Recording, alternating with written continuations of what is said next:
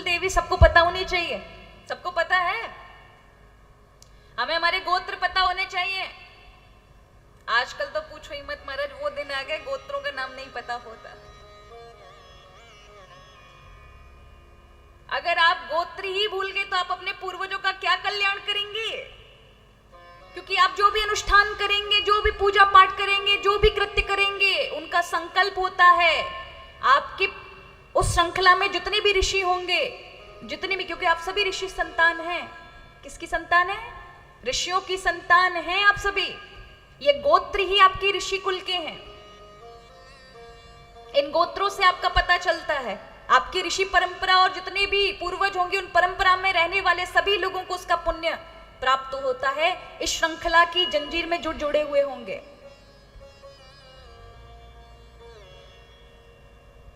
और अगर जो मुक्त हो गए हैं, आपकी श्रृंखला में कोई नहीं, तो वो पुण्य करने वाले यजमान को ही पूरा मिल जाता है। अगर कोई ऐसा छूट गया है, महाराज भटक रहा है किसी पीड़ा में, प्रेत पीड़ा में या अन्य किसी योनि के अंदर दुर्गति भोग रहा है, आपके द्वारा किया हुआ पुण्य उसे प्राप्त होता है। उससे आप उसका उद्धार होगा तो उसका पुण्य का प्रताप करने वाली इस पीढ़ी को प्राप्त होता ही होता है। आपके गोत्र पता नहीं आपको, कैसे उन तक जाएंगे? इसलिए गोत्र सबको पता होना चाहिए। पर क्या करें, हम इतने उस आधुनिक हो गए कि हमें अपने गोत्र याद नहीं है। ठीक है, अगर किसी को कोई अपना गोत्र याद ना आए तो फिर वो कश्यप गोत्र प्रयोग करे। क्या प्रयोग करे? कश्यप गोत्र प्रयोग करे। जब अगर आपको गोत्र याद नहीं है तब आप कश्यप गोत्र ही उपयोग करेंगे, जिससे, क्योंकि कश्यप ऋषि से ही समग्र जगत मनुष्य बने हैं। माना कि 10 ऋषि भी थे जिनके कारण सृष्टि आगे बढ़ी, लेकिन कश्यप ऋषि का बड़ा महत्व है मानवों के लिए। जितने भी समग्र संसार में जो चीजें दिखाई पड़ रही हैं आपको, पेड़ हो, पक्षी हो, सर्प हो, या जितने भी नदी इत्यादि, गौ इत्यादि, ये सब कश्यप ऋषि की संतान है। मनुष्य भी कश्यप ऋषि की संतान है। इसे कश्यप गोत्र लगाया जाता है। कुल देवी के बारे में नहीं पता है आपके गोत्र की कुल देवी क्या है? हमारे ऋषियों का कुल देवता होता था, कुल देवियां होती थी,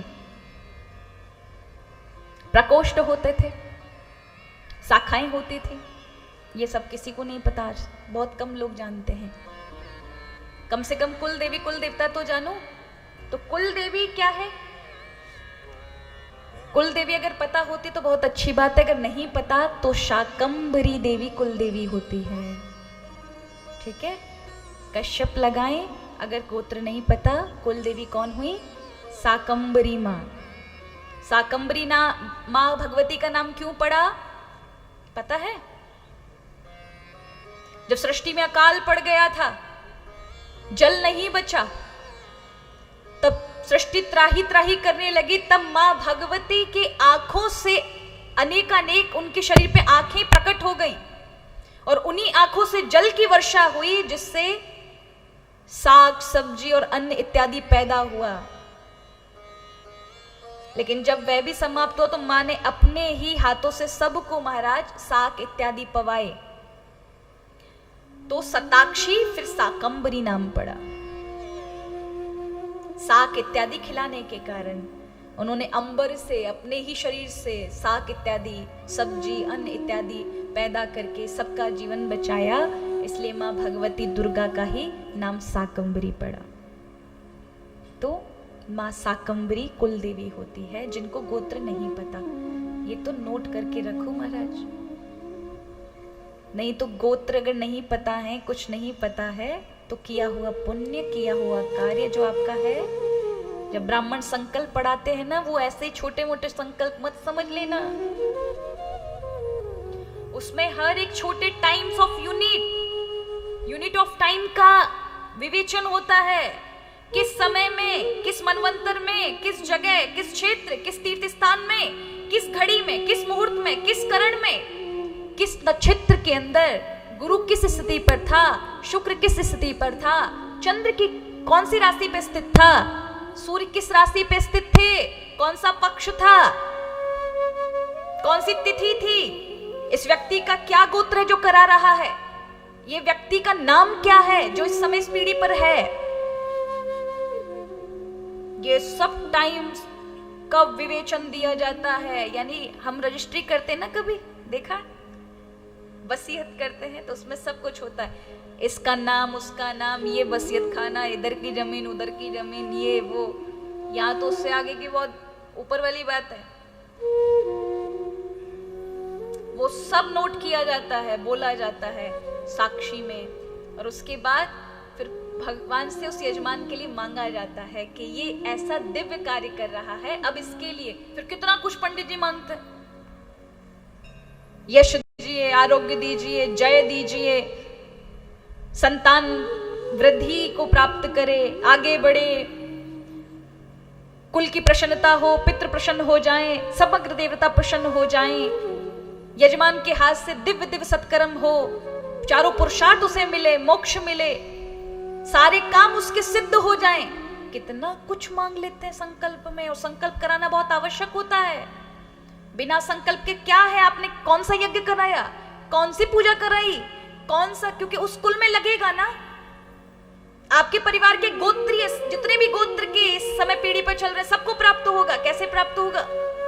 चाहे आप लड़ के बैठे हो, चाहे झगड़ के बैठे हो किसी से, ये फर्क नहीं पड़ता, लेकिन जो गोत्र से संबंध रख रहा है, उस सूत्र की जंजीर से जो जुड़े हुए हैं इस पीढ़ी में, वो कहीं भी पड़े होंगे, उन सबको प्राप्त होगा, जीवित भी और जो है नहीं संसार में वो भी। इसलिए संकल्प का बड़ा महत्व है। कभी तीर्थों में जाओ तो तीर्थों में संकल्प करो, ब्राह्मणों से करवाओ, और कभी अगर नहीं है कोई तो पूजा पाठ कोई कर रहे हो बड़ा, जैसे गणेश चतुर्थी पर पूजा करें, किस जन्माष्टमी पर, नहीं संकल्प आता, अपने हाथ में जल ले लो, हिंदी में ही बोल दो, हे भगवान हमें संकल्प नहीं आता, पर हमारा गोत्र ये है, हमारा नाम ये है, हम ये पूजन कर रहे हैं, और इस तिथि में, ये तिथि है, ये मास चल रहा है और ये पक्ष चल रहा है, हमने ये संकल्प किया है प्रभु, इस व्रत का हमने संकल्प लिया है आपकी प्रसन्नता के लिए, हमारे पितरों का, हम सबका कल्याण करना, हमें बाकी कुछ नहीं आता, जो भी आप जानते हैं वो आप पूरा कर दीजिए कि ये संकल्प आपका, छोड़ दें। इतना तो कर सकते हैं, पर संकल्प बहुत बड़ी चीज है, साक्षी होता है, और वो ब्राह्मण, वैदिक ब्राह्मणों के द्वारा प्राप्त हो तो बहुत उच्च बात है। हमेशा जब पूजा पाठ हो तो संकल्प में विशेष गौर से सुनना चाहिए संकल्प को। ब्राह्मण देवता जब संकल्प कराते, गौर से सुनो एक एक शब्द को। हमारा जब बालपन था, हम इतना संकल्प को नहीं जानते थे, इतना ध्यान नहीं देते थे, लेकिन जैसे जैसे बड़े हुए, संकल्प के विषय में पता चला, संकल्प बहुत बड़ी चीज है, बहुत बड़ी चीज है, उसका परिणाम मिलता है। इसलिए कहा गया, संकल्पित अगर कोई कथा हो जाती, जैसे आपने मुझे संकल्प करके आमंत्रित कर दिया कि हमें कथा करनी है, कथा यज्ञ कराना है, या कोई धार्मिक कार्य करना है, या देव मंदिर बनाना, या यज्ञ करना है, उस बीच में जब कथा आने का समय और अचानक से कोई दुविधा आके खड़ी हो जाए, कोई ऐसा कार्य हो जाए, व्यवधान आ जाए, तो भी संकल्प कभी टल नहीं सकता है, उसे पूरा करना ही पड़ेगा। उसमें व्यक्ति शुद्ध होता है,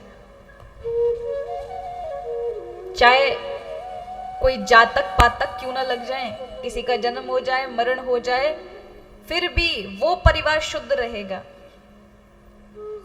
कौन रहेगा?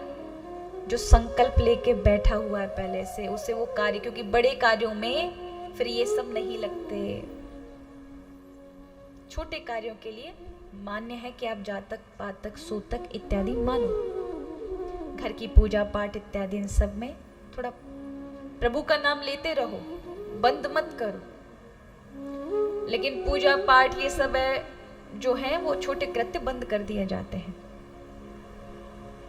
तो